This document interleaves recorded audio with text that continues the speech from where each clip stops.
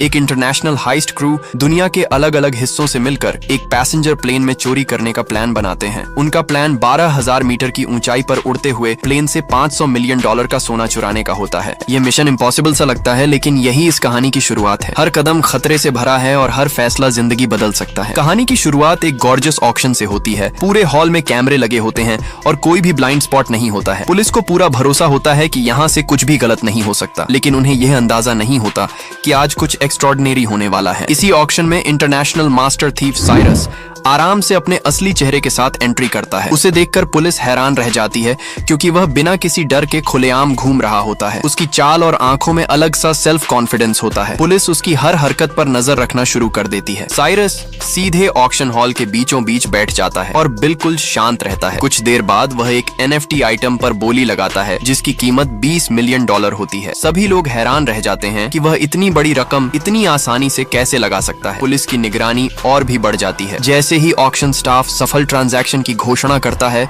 उसी पल साइरस अपने ईयरपीस से अपने अकॉम्प्लिसेस को ऑर्डर देता है। उसी समय स्टाफ मेंबर हथौड़ा मारकर ऑक्शन बंद करता है। अचानक पूरे हॉल में अलार्म बजने लगता है। हाल में अफरा तफरी मच जाती है और लोग इधर उधर भागने लगते हैं। CIA एजेंट एबी शुरू से ही साइरस पर नजर रखे होती है। जैसे ही वह साइरस को हरकत करते देखती है, वह तुरंत ऑक्शन स्टाफ को पूरा बिल्डिंग सील करने का ऑर्डर देती है। लेकिन तब तक बहुत देर हो चुकी थी। साइरस पहले ही NFT आर्टिस्ट को वहां से अपने साथ ले जा चुका था। उसी पल एबी को एहसास होता है कि अगर साइरस को NFT चुराना था तो सबसे आसान तरीका आर्टिस्ट को किडनैप करना था। उसे समझ आ जाता है कि यह सब एक स्मोक स्क्रीन था। वह जल्दी से हार्बर पर बोट मंगवाकर साइरस को रोकने की कोशिश करती है, लेकिन साइरस बिल्कुल भी घबराता नहीं है। साइरस अपने टीममेट मीसान को प्लान शुरू करने का इशारा करता है। मीसान तुरंत नेटवर्क इन्फिल्ट्रेट करता है और फायर अलार्म एक्टिवेट कर देता है। इससे एबी की सारी कोशिशें नाकाम हो जाती हैं। इसी बीच फीमेल पायलट कमीला पूरी शांति के साथ बोट की स्पीड बढ़ाती है और शार्प ड्रिफ्ट से तेज मोड़ लेती है। एबी हार मानने वालों में से नहीं होती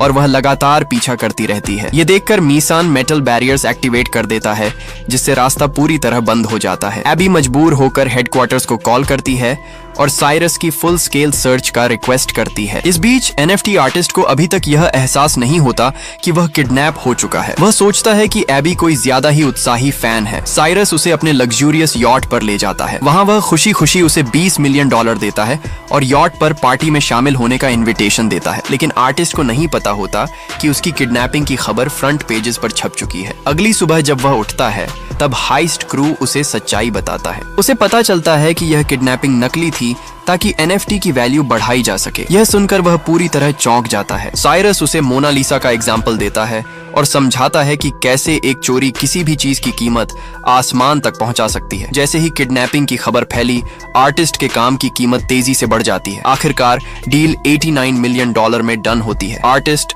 खुशी से झूम उठता है। उसी समय CIA को खबर मिलती है कि टेररिस्ट लीडर लार्स $500 मिलियन का इलीगल गोल्ड स्मगल करने वाला है। इससे भी ज्यादा चौंकाने वाली बात यह होती है कि एबी को साइरस को इस मिशन के लिए शामिल करने का आदेश दिया जाता है। एबी इस फैसले का जोरदार विरोध करती है। उसे लगता है कि एक चोर को CIA मिशन देना पूरी तरह मजाक होगा, लेकिन उसके सीनियर बताते हैं कि हालात बेहद गंभीर हैं। एबी को साइरस पर भरोसा नहीं होता, क्योंकि उनके बीच पास्ट में कड़वी यादें रही होती हैं। फिर भी उसके पास कोई और रास्ता नहीं बचता। मजबूरी में एबी साइरस से मिलने जाती है और उसे डील ऑफर करती है कि अगर मिशन सफल हुआ तो साइरस और उसकी पूरी टीम के पुराने क्राइम्स माफ कर दिए जाएंगे। साइरस इस बात से इंप्रेस होता है, लेकिन वह एक शर्त रखता है कि एबी भी इस मिशन में शामिल होगी। एबी को यह शर्त माननी पड़ती है। अगले दिन जब टीम को पता चलता है तो सब साइरस को पागल समझते हैं। उन्हें लगता है एबी CIA का ट्रैप हो सकती है, लेकिन साइरस सबको मजबूर करता है, क्योंकि एबी उनके सारे राज जानती है। आखिरकार पूरी टीम इस खतरनाक मिशन के लिए तैयार हो जाती है। कहानी यहीं से और भी ज्यादा रोमांचक मोड़ लेने वाली होती है। एबी अब पूरे मिशन की डिटेल एक्सप्लेन करना शुरू करती है। वह बताती है कि 17 दिन बाद लार्स लंदन के एक बैंक से $500 मिलियन का गोल्ड जुरिच भेजने वाला है। ये गोल्ड स्क्वायर वुडन क्रेट में होगा, जिसकी लंबाई चौड़ाई 1 से 1.5 मीटर होगी और कुल वजन 10 टन होगा। यह गोल्ड भारी सिक्योरिटी के साथ ट्रक से हीथ्रो एयरपोर्ट लाया जाएगा। वहां से इसे स्विस एयर के पैसेंजर प्लेन में लोड किया जाएगा जो सीधे ज़ूरिक जाएगा। मतलब साफ है कि गोल्ड को जमीन पर चुराना नामुमकिन है। ये प्लान सुनकर साइरस की टीम को लगता है कि यह एक सुइसाइड मिशन है। इतनी सिक्योरिटी में गोल्ड चुराना किसी पागलपन से कम नहीं होगा। लेकिन साइरस शांत रहता है और कहता है कि अगर जमीन पर पॉसिबल नहीं है तो हवा में रास्ता निकाला जाएगा। साइरस फैसला करता है कि गोल्ड को फ्लाइट के दौरान ही मूव किया जाएगा। इसके लिए उन्हें एक दूसरा प्लेन चाहिए होगा। जब दोनों प्लेन काफी करीब आएंगे तब रेडार सिग्नल एक्सचेंज किया जाएगा। इसके बाद गोल्ड वाले प्लेन को कोई डिटेक्ट नहीं कर पाएगा। हैकर मिसान तुरंत सर्च शुरू करता है और एक सूटेबल प्लेन ढूंढ निकालता है। यह प्लेन साइज में बड़ा होता है और पहले से हेवीली मॉडिफाइड होता है। इसे रिमोटली कंट्रोल किया जा सकता है और इसमें ऑटोमेटिक स्टील पाइप्स भी लगे होते हैं। डेंटन उन्हें प्लेन की सबसे खास बात दिखाता है। इस प्लेन का बॉटम हिस्सा एक जायंट एलईडी स्क्रीन होता है। इसकी मदद से प्लेन को रेडार और विजुअल डिटेक्शन से बचाया जा सकता है। साइरस समझ जाता है कि यही उनका सबसे बड़ा हथियार होगा। प्लेन रेंट करने के बाद पूरी टीम हाईजैकिंग प्लान डिजाइन करने लगती है। सबसे पहले उन्हें रेडार सिस्टम कंट्रोल करना होगा ताकि उनका प्लेन इनविजिबल रहे। साथ ही गोल्ड कैरिंग प्लेन के करीब पहुंचकर सिग्नल एक्सचेंज भी करना होगा। प्लान के मुताबिक करीब 9100 मीटर की ऊंचाई पर सेफ खोला जाएगा। टीम कई दिनों तक ट्रेनिंग करती है और रियल लाइफ जैसी सिचुएशन सिमुलेट की जाती है। हर मेंबर को अपना रोल परफेक्टली याद कराया जाता है। लेकिन प्रैक्टिस के दौरान एक बहुत बड़ा प्रॉब्लम सामने आता है। दो प्लेन्स जो 1100 किलोमीटर प्रति घंटे की स्पीड से उड़ रहे हों, उनमें जैमर और ट्रांसपॉन्डर को एक साथ एक्टिवेट करना ऑलमोस्ट इम्पॉसिबल है। जरा सी गलती पूरे मिशन को बर्बाद कर सकती है। इस प्रॉब्लम का सिर्फ एक सोल्यूशन होता है। एयरलाइन के अंदर से किसी इनसाइडर की मदद चाहिए जो सही समय पर सिस्टम मैनिपुलेट कर सके। एबी तुरंत एक नाम याद करती है। ये आदमी व्हील चेयर पर रहता है और उसका नाम हैरी होता है। हैरी CIA का इनसाइडर होता है और एयरलाइन में काम कर रहा होता है। वह पैसेंजर फ्लाइट के कुछ ट्रांसपोर्ट स्टाफ को भी जानता होता है। साइरस सीधा उसे $1 मिलियन ऑफर करता है ताकि वह टेम्पोरेरीली टीम ज्वाइन करे। इतने पैसे देखकर हैरी मान जाता है। इसके बाद पूरी टीम दिन रात तैयारी में जुट जाती है। कोई सोता नहीं है और कोई आराम नहीं करता। हर सेकंड का सही इस्तेमाल किया जाता है क्योंकि गलती की कोई गुंजाइश नहीं होती। मिशन सिग्नल जैमर डिवाइस दिखाता है जिसे पैसेंजर प्लेन में इंस्टॉल किया जाना होता है, लेकिन उसका शेप बॉम्ब जैसा दिखता है। एबी सजेशन देती है कि डिवाइस को पार्ट्स में डिसमेंटल किया जाए। प्लान बनता है कि हर मेंबर एक एक पार्ट लेकर पैसेंजर बनकर प्लेन में चढ़ेगा। सिक्योरिटी को शक न हो इसलिए सभी अलग अलग वेव्स में बोर्डिंग करेंगे। इस तरह पूरा डिवाइस प्लेन के अंदर असेंबल किया जाएगा। सारी तैयारी पूरी होते ही एक्शन डे आ जाता है। टीम मेंबर्स नॉर्मल पैसेंजर्स की तरह प्लेन में चढ़ते हैं। कोई बिजनेस क्लास में होता है और कोई इकोनॉमी क्लास में। गोल्ड कार्गो होल्ड में भारी गार्ड के साथ रखा होता है, लेकिन तभी एक अनएक्सपेक्टेड घटना हो जाती है। इंजीनियर लूक अचानक भाग जाता है। साइरस को खबर मिलते ही वह घबरा जाता है क्योंकि लूक के पास जैमर का एक इंपॉर्टेंट कंपोनेंट होता है। साइरस तुरंत मिसान से सॉल्यूशन पूछता है। इसी बीच कैमिला स्टेल्थ प्लेन उड़ाते हुए पैसेंजर प्लेन के पीछे पीछे उड़ रही होती है। आसमान में दोनों प्लेन्स के बीच दूरी लगातार कम हो रही होती है। मिसान कैबिन स्कैन करता है और पाता है कि 5 बॉडीगार्ड्स पैसेंजर बनकर बैठे हैं। 2 फर्स्ट क्लास में होते हैं और 3 इकोनॉमी क्लास में। टीम को तुरंत अलर्ट कर दिया जाता है। प्लेन क्रूजिंग एल्टीट्यूड पर पहुंचते ही पैसेंजर्स को कैबिन में मूव करने की परमिशन मिल जाती है। टीम मेंबर्स बारी बारी इकोनॉमी क्लास रेस्टरूम जाते हैं और डिवाइस के पार्ट्स वहां छुपा देते हैं। इसके बाद एबी बैकपैक पहनकर partially assembled device first class restroom ले जाती है, लेकिन उसकी नर्वस बॉडी लैंग्वेज एक बॉडीगार्ड को सस्पिशियस बना देती है। खतरा बहुत करीब होता है। उसी समय प्लेन में टर्बुलेंस आता है और एबी के हाथ से डिवाइस गिरकर टूट जाता है। वह घबरा जाती है और समझ नहीं पाती कि क्या करे। तभी साइरस दौड़कर आता है और उसकी मदद करता है। इस वक्त तक कैमिला प्लेन को परफेक्टली अलाइन कर चुकी होती है, लेकिन जैमर अभी तक फुली असेंबल नहीं हुआ होता। तभी रेस्टरूम डोर पर बॉडीगार्ड जोर से नॉक करता है। डेंजर के उस पल में एबी सजेस्टिव आवाजें निकालती है और बॉडीगार्ड वहां से चला जाता है। साइरस पूरी तेजी से डिवाइस रिपेयर करता है और आखिरकार जैमर एक्टिवेट हो जाता है। उसी पल कैमिला वेग टर्बुलेंस का इस्तेमाल करके पैसेंजर प्लेन के पीछे लॉक कर लेती है। सिग्नल एक्सचेंज सक्सेसफुल हो जाता है और दोनों प्लेन्स रेडर से गायब हो जाते हैं। अब मिशन अपने सबसे खतरनाक फेज में प्रवेश कर चुका होता है। उसी समय एयर ट्रैफिक कंट्रोल सेंटर में हैरी अपना खेल शुरू करता है। वह कैप्टन को फॉल्स वेदर रिपोर्ट भेजता है और बताता है कि ज़ूरिक में मौसम बहुत खराब है। वह कैप्टन से रिक्वेस्ट करता है कि प्लेन को इमरजेंसी लैंडिंग के लिए बर्फीले पहाड़ों के बीच बने एयरपोर्ट की ओर मोड़ा जाए। हैरी अपना काम पूरा करने के बाद कमीला को सिग्नल भेज देता है। कमीला तुरंत अगला स्टेप एग्जीक्यूट करती है। वह रडार जैम करने वाला ड्रोन रिलीज करती है और पैसेंजर प्लेन से डिस्टेंस बढ़ा लेती है। अब दोनों प्लेन्स पूरी तरह कंट्रोल में होते हैं। कैप्टन पैसेंजर्स को इमरजेंसी लैंडिंग की अनाउंसमेंट करता है। कैबिन में हलचल होने लगती है और लोग घबरा जाते हैं। इसी बीच बॉडीगार्ड्स भी एक्टिव हो जाते हैं और सस्पिशियस मूवमेंट शुरू कर देते हैं। कार्गो होल्ड में मैग्नस अपना काम शुरू करता है। वह कंट्रोल पैनल पर बटन्स दबाने लगता है, लेकिन कुछ देर तक कोई रिस्पॉन्स नहीं आता है। हर किसी की सांस अटक जाती है। अगर सिस्टम फेल हो गया तो सब खत्म हो जाएगा। अचानक अगले ही पल सेफ अनलॉक हो जाता है। मैग्नस राहत की सांस लेता है और तुरंत पासवर्ड क्रैक करने लगता है। गोल्ड तक पहुंचने का रास्ता खुल चुका होता है, लेकिन तभी एक बॉडीगार्ड को कुछ गड़बड़ नजर आती है। वह तुरंत अलर्ट हो जाता है। बिना वक्त गंवाए कैबिन के अंदर फाइट शुरू हो जाती है। पैसेंजर्स चीखने लगते हैं और केओस फैल जाता है। इसी दौरान कैप्टन को भी कैबिन से अजीब आवाजें सुनाई देती हैं। वह स्थिति समझते ही नियरेस्ट एयरपोर्ट पर इमरजेंसी लैंडिंग का फैसला ले लेता है। प्लेन तेजी से नीचे उतरने लगता है। प्लेन जैसे ही एल्प्स के एयरपोर्ट पर लैंड करता है, बॉडीगार्ड साइरस को गन पॉइंट पर कार्गो होल्ड में ले जाते हैं। वे गोल्ड चेक करने का आदेश देते हैं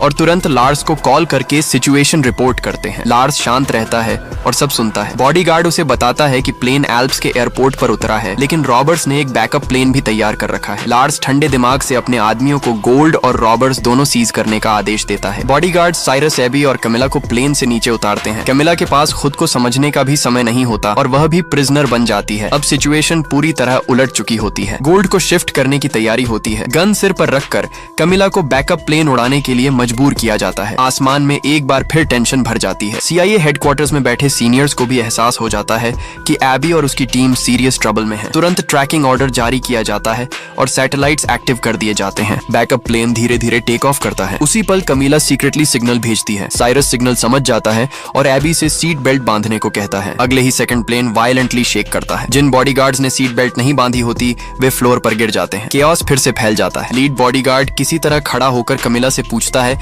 कि प्लेन क्यों हिल रहा है। कैमिला कामली जवाब देती है कि गोल्ड का वजन बहुत ज्यादा है। बॉडीगार्ड को शक तो होता है, लेकिन वह कुछ कर नहीं पाता। असल में कैमिला प्लेन की एक्सटर्नल स्टेल्थ लेयर को गिरा देती है। इसका मकसद CIA को रेडार पर दिखाई देना होता है। कुछ ही देर में CIA प्लेन डिटेक्ट कर लेती है। CIA तुरंत 2 F-35 फाइटर जेट सपोर्ट के लिए भेज देती है, लेकिन तभी एक ऑफिसर सीनियर को याद दिलाता है कि उनके पास लार्स के खिलाफ कोई सॉलिड एविडेंस नहीं है। सीनियर कुछ देर सोचता है और नेटो से कांटेक्ट करने का फैसला लेता है। टेररिस्ट थ्रेट का बहाना बनाकर प्लेन शूट डाउन करने की परमिशन मांगी जाती है। एबी की जान की परवाह भी नहीं की जाती। बॉडीगार्ड्स को लगता है कि यह सिर्फ एम्प्टी थ्रेट है। कैमिला प्लेन को आगे उड़ाती रहती है। बाहर फाइटर जेट्स मिसाइल्स रेडी करके फाइनल 60 सेकंड्स का काउंटडाउन शुरू कर देते हैं। पैसेंजर कैबिन में साइरस एक आखिरी दांव सोचता है। वह रिमोट कंट्रोल एक्टिवेट करता है। स्टील पाइप्स अचानक बाहर निकलती हैं और बॉडीगार्ड्स को जोर से जमीन पर पटक देती हैं। स्थिति एक बार फिर पलट जाती है और अब कंट्रोल वापस साइरस की टीम के हाथ में आने लगता है। साइरस बॉडीगार्ड को काबू में करता है और एबी तुरंत रिमोट कंट्रोल अपने हाथ में ले लेती है। वह प्लेन के फ्यूजलेज पर LED की मदद से सिविलियन शब्द लिख देती है ताकि बाहर से साफ दिख सके। यह एक आखिरी कोशिश होती है खुद को बचाने की। उसी समय कॉकपिट में कैमिला प्लेन को अचानक अपसाइड डाउन घुमा देती है। नेटो के फाइटर जेट्स ये देखकर हमला रोक देते हैं, लेकिन प्लेन बहुत तेजी से एल्टीट्यूड खोने लगता है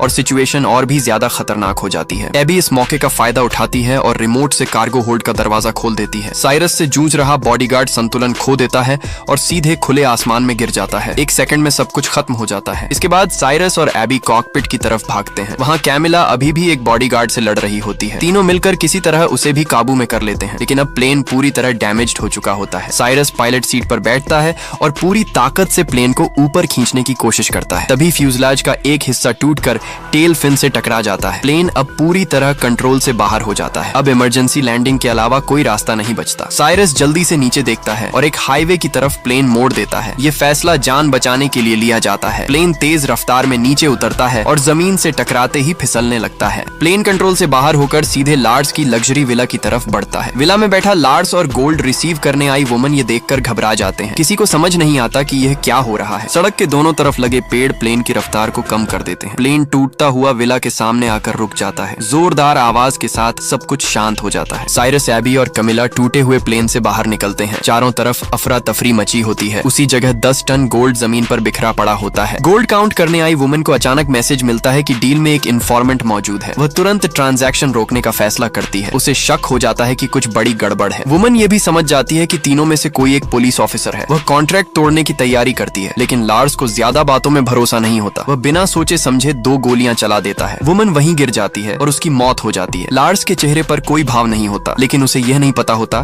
कि पैसेंजर प्लेन के कैमरा से माई का बेटा ये सब रिकॉर्ड कर चुका होता है। जब लार्स गुस्से में पूछता है कि पुलिस ऑफिसर कौन है, तब साइरस आगे बढ़कर सामने आता है। लार्स गन उठाकर उसे मारने ही वाला होता है। तभी अचानक पुलिस फोर्स वहां पहुंच जाती है और चारों तरफ से घेर लेती है। लार्स घबराकर साइरस और उसकी टीम पर इलीगल ट्रेसपासिंग का आरोप लगाने लगता है। वह खुद को बचाने की कोशिश करता है। सिचुएशन कुछ ही पलों में पूरी तरह बदल जाती है। साइरस पुलिस को पूरी कहानी बताता है कि कैसे गोल्ड स्मगलिंग हो रही थी और कैसे मर्डर किया गया। उसी समय फ्यूसलाज पर प्रोजेक्टेड फुटेज में लार्स द्वारा की गई हत्या का सबूत दिखाया जाता है। अब लार्स के पास बचने का कोई रास्ता नहीं बचता। वह सिर झुकाकर अपना जुर्म कबूल करता है। उसका पूरा खेल वहीं खत्म हो जाता है। कुछ ही देर बाद CIA की टीम भी वहां पहुंच जाती है। एबी सब कुछ देखकर अंदर से टूट चुकी होती है। साइरस ये समझ जाता है कि अब उसे यहाँ से निकलना होगा। कमिला एक बोट तैयार करती है और साइरस उसके साथ निकलने की तैयारी करता है। एबी अपने सीनियर से पूछती है कि क्या नेटो को प्लेन गिराने का आदेश उसी ने दिया था। जवाब उसे पहले से पता होता है। गुस्से में एबी अपने सीनियर को एक पंच मारती है। फिर वह अपना बैज जमीन पर फेंक देती है और CIA से रिजाइन कर देती है। उसके चेहरे पर अजीब सी शांति होती है। इसके बाद एबी बिना पीछे देखे ओसाइरिस की बोट पर चढ़ जाती है। अब उसका रास्ता पूरी तरह बदल चुका होता है। कहानी अब अपने आखिरी और सबसे चौंकाने वाले मोड़ की तरफ बढ़ती है। बोट आगे बढ़ती है और पीछे केओस धीरे धीरे दूर होता जाता है। साइरस एबी को शांत करने की कोशिश करता है। समुद्र की हवा उनके चेहरों से टकरा रही होती है और पहली बार एबी को लगता है कि वह सच में आजाद है। साइरस उससे कहता है कि अब उसे पूरी सच्चाई जाननी चाहिए। साइरस एबी को बताता है कि यह मिशन शुरू से ही CIA के लिए नहीं था। एबी ये सुनकर चौंक जाती है। वह समझती थी कि गोल्ड CIA के हाथ में जाएगा, लेकिन साइरस मुस्कुराकर कहता है कि उसने कभी CIA पर भरोसा नहीं किया। साइरस समझाता है कि ब्रसल्स में जब हैरी को रिक्रूट किया गया था तभी असली प्लान एग्जीक्यूट हो चुका था। उसी समय मैग्नस ने असली गोल्ड को फेक गोल्ड से रिप्लेस कर दिया था। असली गोल्ड आयरन बार्स से ढका हुआ था जिन पर सिर्फ गोल्ड पेंट लगा था। ये fake gold crates Swiss air cargo plane से भेज दिए गए थे। पैसेंजर प्लेन में जो ड्रामा हुआ वह सिर्फ अटेंशन डाइवर्ट करने के लिए था। CIA और लार्स दोनों का फोकस उसी प्लेन पर था। असल में मैग्नस दूसरे प्लेन का इंतजार कर रहा था। जैसे ही सही मोमेंट आया, क्रेट्स को मिड एयर स्वैप कर दिया गया। ये सबसे रिस्की हिस्सा था, लेकिन प्लान परफेक्टली एग्जीक्यूट हुआ। साइरस बताता है कि इंजीनियर लूक का भागना भी ड्रामा था। एबी को लगता था कि लूक डर गया है, लेकिन सच यह था कि लूक को साइरस ने एक बहुत जरूरी काम सौंपा था। लूक का काम था यह इंश्योर करना कि असली गोल्ड सेफ तरीके से वाटर में उतारा जाए। गोल्ड को स्पेशली डिजाइंड कंटेनर में सील किया गया था जो वाटर में सिंक नहीं करता। जब CIA और पुलिस ग्राउंड पर स्क्रैप मेटल से भरे क्रेट संभाल रहे थे, तब असली गोल्ड पहले ही समुद्र में सुरक्षित छुपा दिया गया था। CIA को बदले में सिर्फ बेकार लोहा मिला। एबी ये सब सुनकर जोर से हंस पड़ती है। उसे यकीन नहीं होता कि इतने बड़े लेवल पर CIA को मैनिपुलेट किया गया। उसे समझ आ जाता है कि साइरस की टीम ने शुरू से एंड तक हर चाल खुद कंट्रोल की थी। साइरस साफ शब्दों में कहता है कि उनकी टीम कभी किसी सिस्टम के लिए काम नहीं करती। वे सिर्फ खुद पर भरोसा करते हैं। यही वजह है कि एबी को मिशन में शामिल किया गया था। टीम के बाकी मेंबर्स भी पहुंच जाते हैं। सब एक दूसरे को गले लगाते हैं। इतने दिनों बाद पूरी टीम फिर से एक साथ होती है। हर किसी की आंखों में खुशी और सुकून होता है। एबी अब ऑफिशियली इस टीम का हिस्सा बन चुकी होती है। उसके चेहरे पर कोई डर नहीं होता, सिर्फ एक्साइटमेंट और आजादी की चमक होती है। साइरस एबी को एक रिमोट कंट्रोल पकड़ाता है। वह कहता है